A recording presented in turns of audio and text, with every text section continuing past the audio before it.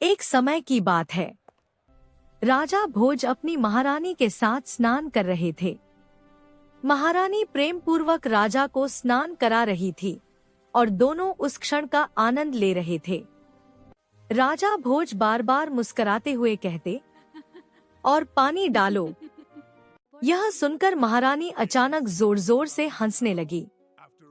राजा भोज चकित रह गए। उन्होंने पूछा, क्या बात है देवी, तुम आप इस प्रकार क्यों हंस रही हैं? महारानी ने उत्तर दिया, यह हंसी बताने योग्य नहीं है। परंतु राजा भोज की जिज्ञासा शांत न हुई। उन्होंने हठपूर्वक कहा, नहीं, तुम्हें यह रहस्य मुझे बताना ही होगा। तब महारानी गंभीर होकर बोली, यह रहस्य मैं नहीं, मेरी बहन बताएगी। महारानी उस विशेष ज्ञान को जानती थी जिसमें पूर्व जन्मों का स्मरण होता है। उनकी बहन भी उसी ज्ञान की साधिका थी, परंतु उस ज्ञान का नियम था कि वह सांसारिक संबंधों में प्रकट नहीं किया जा सकता, अन्यथा वह ज्ञान नष्ट हो जाता है। राजा भोज अपनी तीव्र जिज्ञासा के कारण अपनी साली के घर पहुँचे। उस समय वहाँ कोई आयोजन चल रहा था, इसलिए वे प्रश्न न कर सके। अवसर मिलते ही उन्होंने अपनी साली से वही प्रश्न दोहराया। साली ने शांत स्वर में कहा, आपकी पत्नी ने कहा है कि इस रहस्य को मैं बताऊंगी, किंतु अभी नहीं।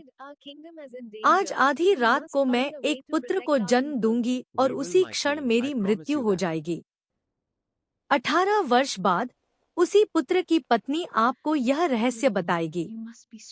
राजा भोज ने बहुत आग्रह किया, पर वह इससे अधिक कुछ कहने को तैयार न हुई।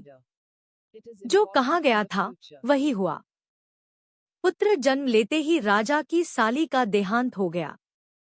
राजा भोज ने 18 वर्षों तक उस रहस्य के लिए धैर्यपूर्वक प्रतीक्षा की। अंततः वह दिन आया। उस पुत्र का विवाह हुआ। राजा भोज उसी क्षण की प्रतीक्षा में थे। जैसे ही उन्हें नववधू से मिलने का अवसर मिला, उन्होंने कहा, पुत्रवधू, मैं 18 वर्षों से इस क्षण की प्रतीक्षा कर रहा हूँ। उन्होंने पूरी कथा उसे सुना दी। वधू ने विनम्र किंतु गंभीर स्वर में कहा, महाराज, इस रहस्य को न पूछना ही श्रेयस्कर था, और यदि पूछ ही लिया है तो वचन दीजिए कि इसका उल्लेख कभी मेरे पति से नहीं करेंगे, अन्यथा वह पति धर्म से विमुख हो जाएगा और विधान में बाधा उत्पन्न